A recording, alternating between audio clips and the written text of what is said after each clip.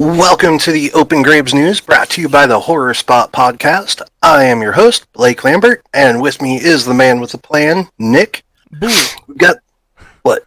No, I said boo. Oh,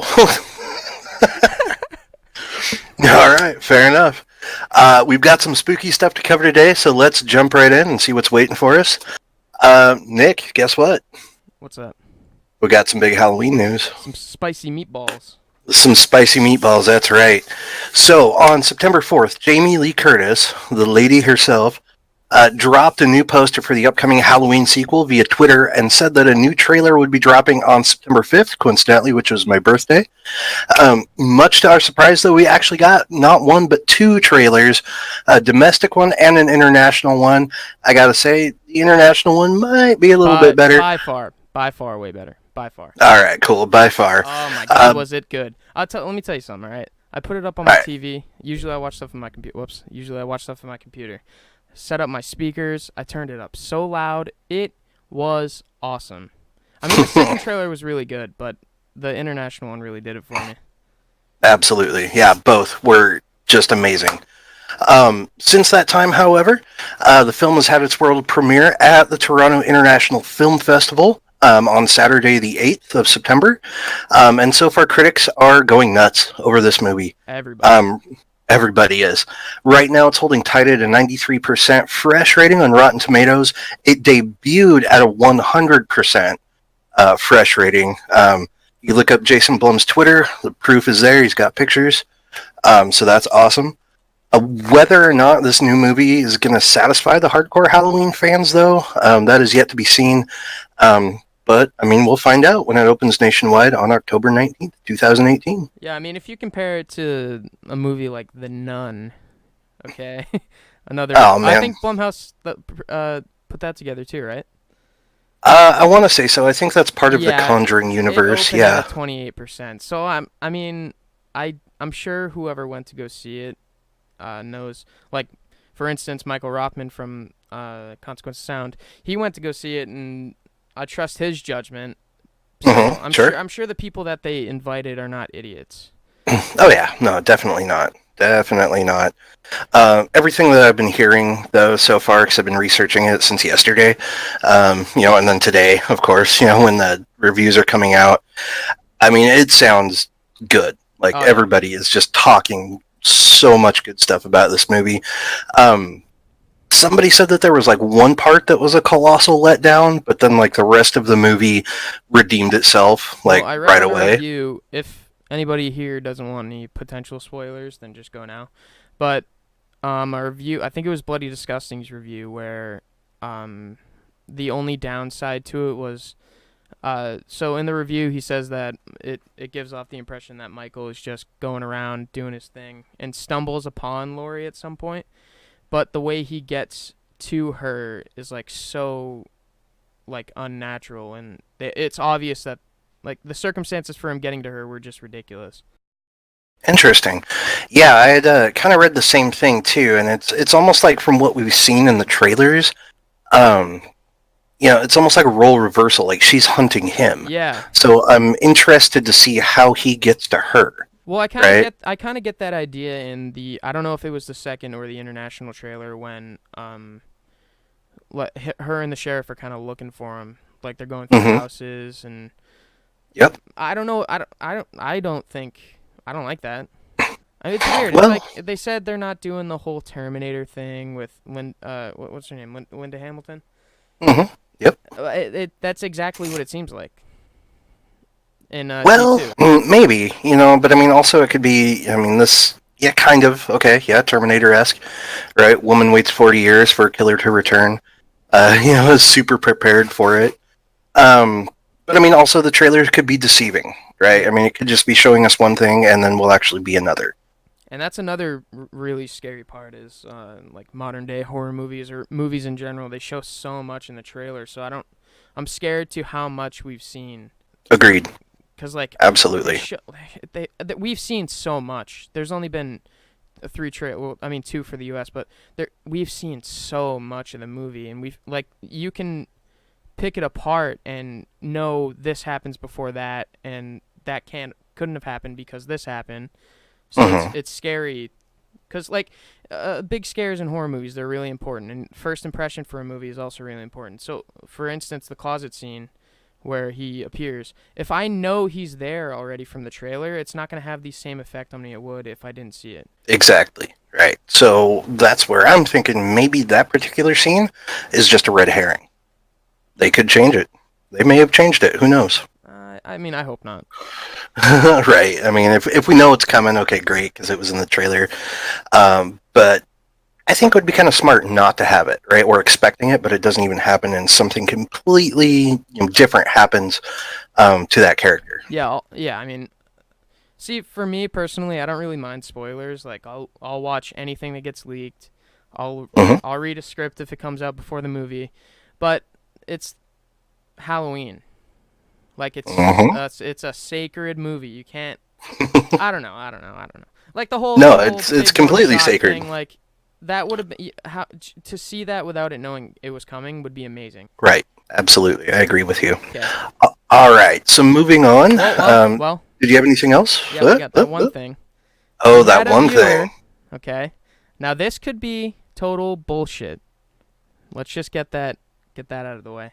But we had a viewer that says he was at the Toronto International Film Festival, and we have a potential ending. If you don't want to hear it, leave. Seriously, don't.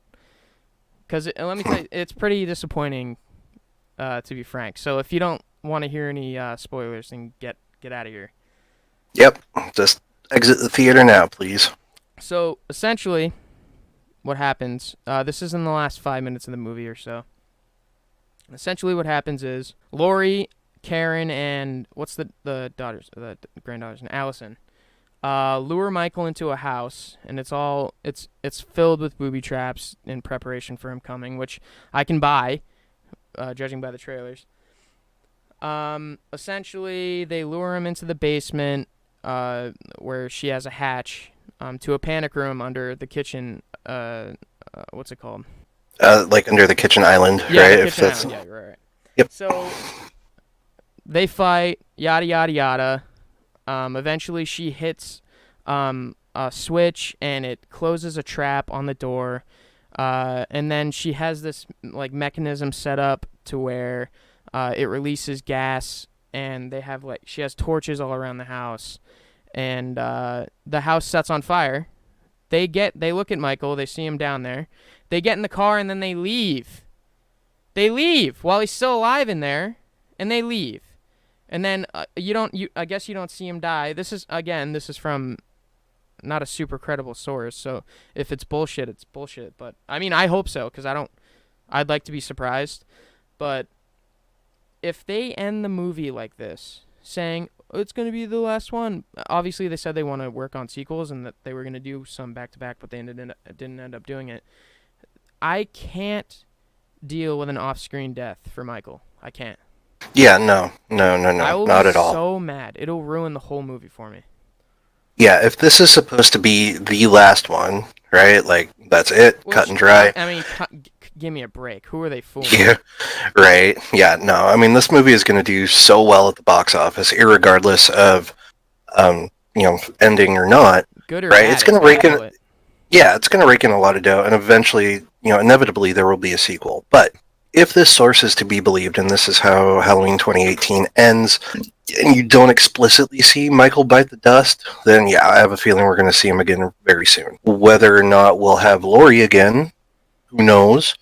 Maybe Judy Greer and Andy Matichak will pick up the torch. I heard Judy Greer was a nightmare in this movie. Really? I heard her character is so annoying. Hmm. But anyway, shout out to Yeah. Judy Greer. Right. What up, Judy? All right, so what else do we got? All right, cool. So recently, new images of Pennywise the Dancing Clown from Baby. It Part 2 were shown via Bloody Disgusting. Images look like they have something to do with the giant Paul Bunyan statue in Derry, which is definitely a nod Yeah, to the huge novel. callback to the novel. Oh, absolutely. It's unclear by the pictures what role that statue will have. In the novel, Pennywise took the form of the statue to terrify Richie.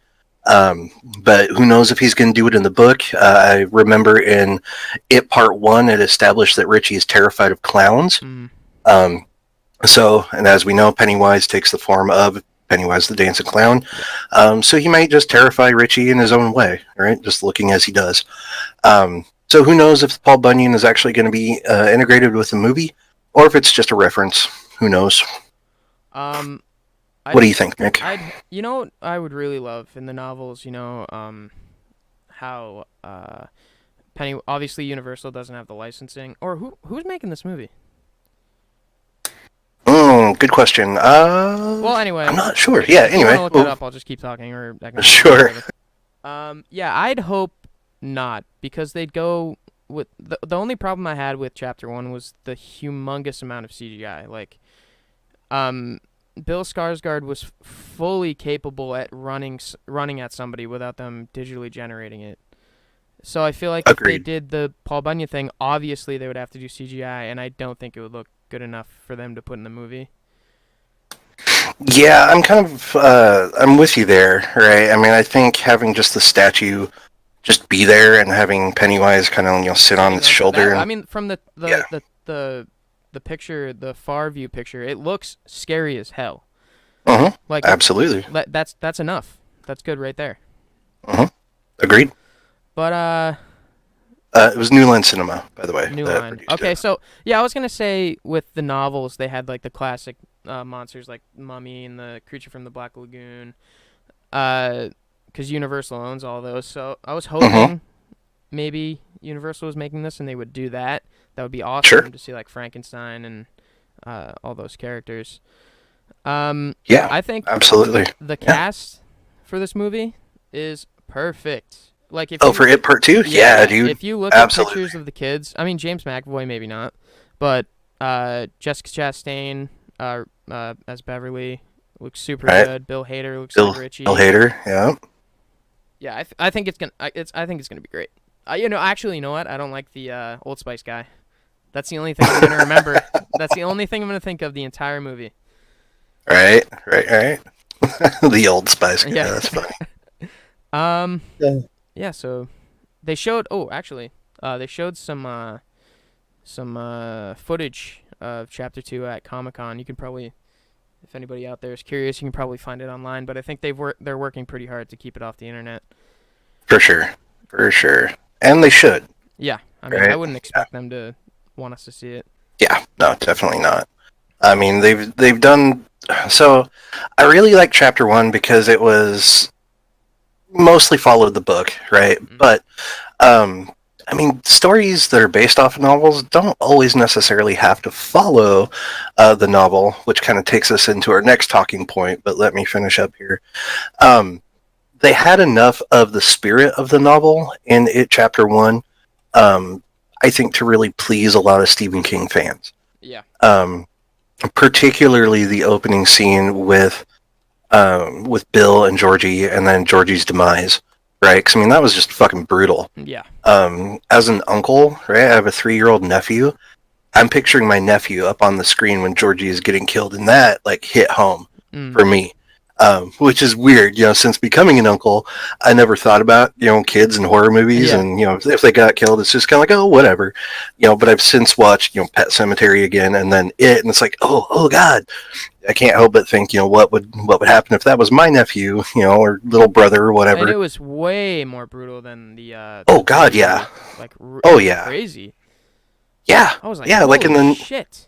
Yeah, they show it, man. In the 1990 miniseries, you don't see that. You just see Georgie scream, and then it fades off to the bright red It title. Yeah, and then you see the blood get washed away by the rain. Super brutal, and that's what I liked about It Chapter 1, is it wasn't afraid to pull any punches. Yeah, I mean, it was nice.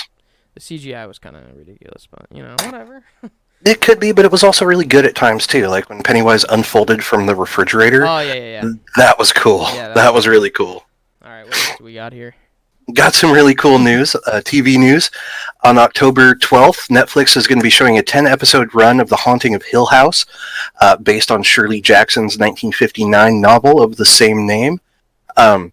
Reading a summary on Bloody Disgusting, looks like they're going to be doing some plot tweaks where it takes place in the past and the present, which was not in the novel. Those of you that have not read The Haunting of Hill House, it's about a group of people who come together in a big spooky house and encounter ghosts. Well, I think we talked about this before. You're like a huge fan of the House on Haunted Hill, right? Yes, sir. Yeah, so you're probably really pumped about this. I am. Yeah, big haunted house stories, books, new movies. That's my jam. See, I Old don't. dark house stories. Do you know who's writing it or directing it or anything? I do not, but let's find out. See, I mean, for the most part, I like for instance, Stranger Things. It's a great show. But I feel like Netflix has gotten a little cocky, and they're like, I mean, Adam Sandler. Like, those aren't good movies. Right. And they've put out so many shows that haven't gotten anywhere. So I don't know. See, I'd trust. Yeah, no, I'd for trust, sure, for like, sure. with a limited series, I'd trust Hulu more than anything because they've put out stuff like 11/22/63. Right now, Castle Rock. It's a great show. Yes, it is. Absolutely. I mean, both Stephen King adaptations. I mean, I'd have a soft spot for them anyway, but other people like them too. Sure. I didn't really care for 11/22/63 because I'm a huge fan of the book, and they took too many liberties with the show, and it really kind of put me off. See, but luckily, Castle I'm reading Rock. the book right now. I saw the show. Okay. Gotcha. So you'll find out. A lot changed between the book and the show. But Castle Rock is phenomenal. So good. Yeah. Doesn't look like IMDb has anything listed for director or writer quite yet, but it does have cast coming out here. So we got Paxton Singleton, Samantha Sloyan, May Bader, people I've never even heard of. Yeah, So I hey, have cool. No clue who those people are. Right? Which is good. So we're going to get a bunch of fresh faces, which is cool. Speaking of Hulu, guess what? We're going to have a show on Hulu from our friends over at Blumhouse called Into the Dark, which will premiere on October 5th on Hulu. Now, this show is an anthology series. There will be one episode. Yeah. But no, get this, check this out, right? So there will be one episode a month. It will be appearing on the first Friday of every month, and each episode will be based upon the holiday that is in that month. So the October one, we're going to get Halloween, of course. November, we're going to get a Thanksgiving horror story, question mark. Hey, I don't know how that's going to work. Right. Should be interesting, though. I, of course, am a huge Blumhouse fanboy, so I'm interested to see what will be coming out of this. Yeah, I mean, for the most part, I like Blumhouse. They've made some pretty big stinkers, but I love a good anthology show. I've seen all of them in the Sun. Oh yeah, man. Tales from Absolutely. Tales from the Crypt. Masters of Horror. What was that other one? Fear Itself. That was like the continuation. Oh my God, Fear Itself was awesome. Yeah, I love it. Oh my God, so I love that one episode with the Wendigo. That guy who got possessed by the Wendigo, and he was all like frostbitten on his fingers and crap. Oh yeah. Yeah, I think it was Doug Jones that played that guy. Yeah, it was. It was so. That was the scariest one by far. Yeah, totally. But yeah, so as far as anthology shows go, I'll probably like it no matter what because of how it won't be stale. It's not going to be the same thing every single time. Sure. Yeah, absolutely. If anybody at home wants to check out some really good anthology series, a little bit of background. A lot of these horror anthologies were prevalent back in the 1980s, late 80s, early 90s. So you're going to have Tales from Darkside, you got Tales from the Crypt, Freddy's Nightmares, right? Which is based off the Nightmare on Elm Street. Super cheesy. It's not the best one. No, the first episode is really good. Toby Hooper directed it. As our listeners know, he directed Texas Chainsaw Massacre. So first episode is called No More Mr. Nice Guy. It's basically Freddy's origin story, and it's probably the best episode. Oh, is it? It is, yeah. Okay, because the only time I've ever seen that show is when it was on like late night cable when I was a kid. Right. So I don't think I ever saw that episode. I'm watching it tonight. For sure. Oh yeah, definitely easily accessible on the internet and acceptable by horror fans. But the other one I wanted to point out is a show called Monsters. Had a limited run in the late 80s, early 90s. Definitely a fun horror-themed anthology show worth checking out. I mean, I'd check out any of them. Mick Garris, he's great. He makes some good stuff.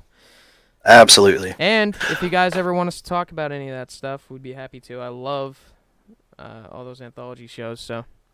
For sure, yeah, I'm always down to talk about horror TV. In the last few years, horror has had a resurgence. particularly thanks to The Walking Dead on TV. So yeah, I mean, The Walking Dead can just go away now.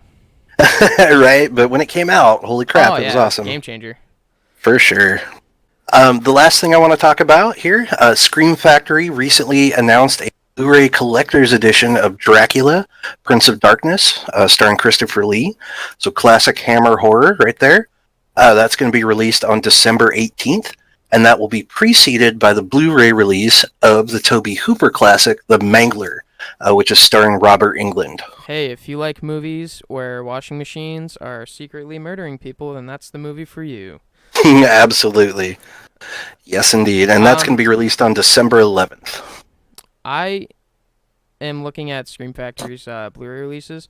They've released every horror movie you can think of. Yeah, they have So so many many. John Carpenter movies, too. They have like a whole John Carpenter collection, which is great. It's crazy. Yeah, I mean, I haven't seen The Mangler in a very long time. I think I saw it in like 2007, maybe. Mhm. It isn't as stupid as it sounds. Yeah, no, it's actually pretty gut-wrenching. Yeah, it's pretty good. Um, What was the one before that you said? Not The Mangler. Dracula, Prince of Darkness. Ooh, hell yeah. Yeah, man, classic Hammer Wait, horror. did you say a 4K? No, just Blu-ray. Oh, that's still okay. That's fine. But it's collector's edition, and it's going to have that exclusive poster that Scream Factory likes to do with all their Blu-ray releases. When's that coming out? It is coming out on December 18th, and it's up for pre-order right now. Oh, I'm getting that. Yeah. That's gonna be awesome. I love the old Hammer movies. Oh yeah, they're great for wish sure. they I would watch them. release a huge box Blu-ray set of them. Oh man, that'd be awesome. Yeah, that'd be so cool. I would buy that in an instant. I love Hammer horror is great. Have you ever seen the Hammer Phantom of the Opera? No. Oh man, so worth it. So good. I'm kind of working my way through them right now. I can't remember the first one I watched. Not Christopher Lee, the other guy. What's his name? Peter Cushing? Yeah, Peter Cushing. He was Frankenstein, and then you had Christopher Lee as Frankenstein's monster. I don't know. Yep. Yeah, I don't know which one it was, but I watched that one, and it was super good. I didn't think I was gonna be interested the whole time because of slow pacing and older movies like that, but it was a great movie. Right. Yeah, for sure. But you are right about Scream Factory. I mean, they've released so many good horror movies. Every Halloween. Yep, every Halloween. The thing I like about them, though, is that it's like with their collector's edition, they will take every bit of special feature from like previous releases and slap them into the new one. Like I recently, I don't know, maybe like a month or two ago, picked up the collector's edition of Black Christmas, which I know is one of your favorite movies. Yeah. And it has every special feature from every release, including a commentary track by the actor that played Billy as Billy. You were telling me about that. Yeah, now I haven't gotten a chance to watch it yet. Insane. I would imagine so. I haven't gotten a chance to watch it yet because I was going through the other special features. But I mean, just given Billy's propensity for gibberish and screams and all that crap, I'm just kind of like gearing myself up for an hour and a half of hearing, stuff like that. It's gonna be hilarious. Yeah, once I do, I will let you know for sure. Oh my god. But I would highly recommend picking that up if you haven't already. Yeah, if you don't, I don't have, actually, I was about to say if you don't have a copy of Black Christmas, but I don't even have one, so I guess I'm getting that one. There you go, man. $23.99 on Scream Factory. All right, everyone. Thank you so much for listening to the Open Graves news brought to you by the Horror Spot podcast. Next episode, it's going to be the full-length podcast. We're going to be covering the Friday the 13th franchise, mainly focusing on the first one, but we're going to be talking about all of them. Yes, even Jason X. Oh god, do we have to? We could stick with the Paramount movies. No, I'm we'll totally talk about okay it. with We'll that. talk about it. Unfortunately. All right, everyone. If you like what you hear, please hit that subscribe button down below and turn on notifications. Please turn on notifications so that way you'll get notified when we have a new episode up and running. Again, thank you so much. I'm Blake. He's Nick. And we bid you all a good night.